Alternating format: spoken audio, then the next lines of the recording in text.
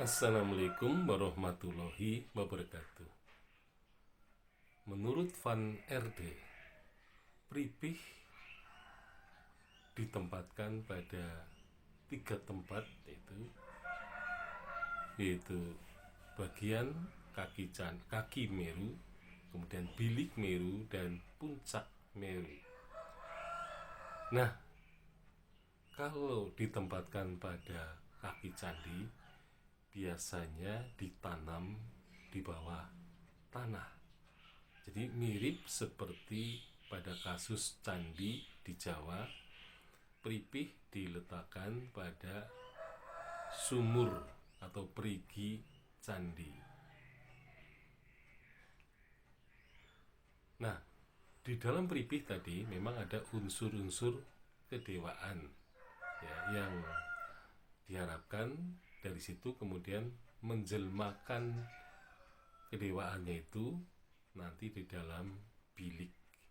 Oleh karena itu, keberadaan pripih di bawah tanah ini menjadi penting, ya, terutama kalau kita melihat kasus Meru-Meru yang disebut dengan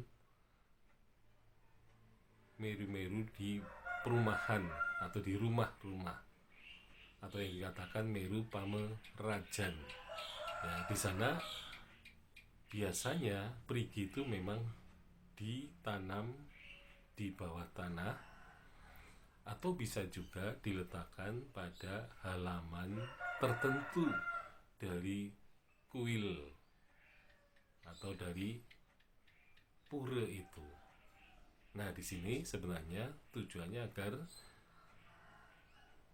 Meru tidak mendapatkan persoalan seperti yang ada di Jawa. Jadi kalau di Jawa, pripih yang ada di bawah itu dianggap sebagai tempat penyimpanan harta berharga, sehingga pada kasus-kasus candi sebenarnya pripih itu telah mengalami pencurian. Ya, candi itu telah dibongkar bagian sumurannya, diambil peripihnya, dan diambil barang berharganya.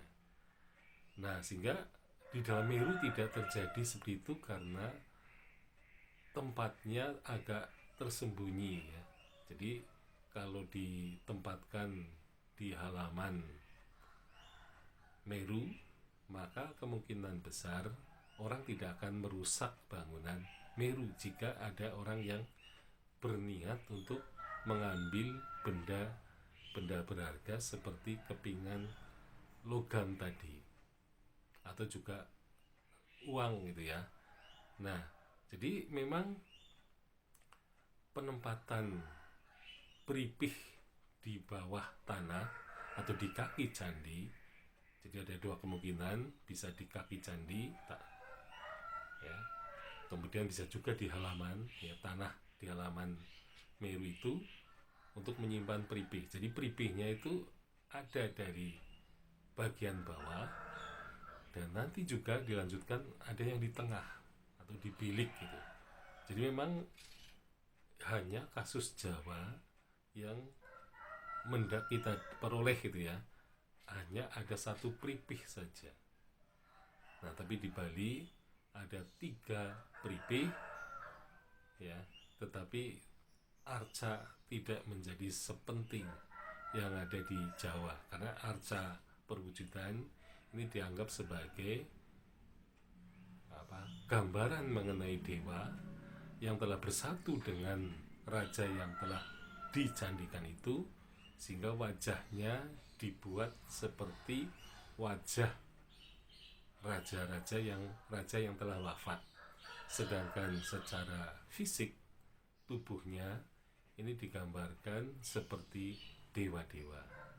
Jadi di Bali, masyarakat Bali tidak mementingkan wujud fisik dari dewa itu, tetapi dilihat dari simbol-simbolnya, yaitu simbol pripih sebagai tempat penjelmaan dewa. Ya, sekian, assalamualaikum warahmatullahi wabarakatuh.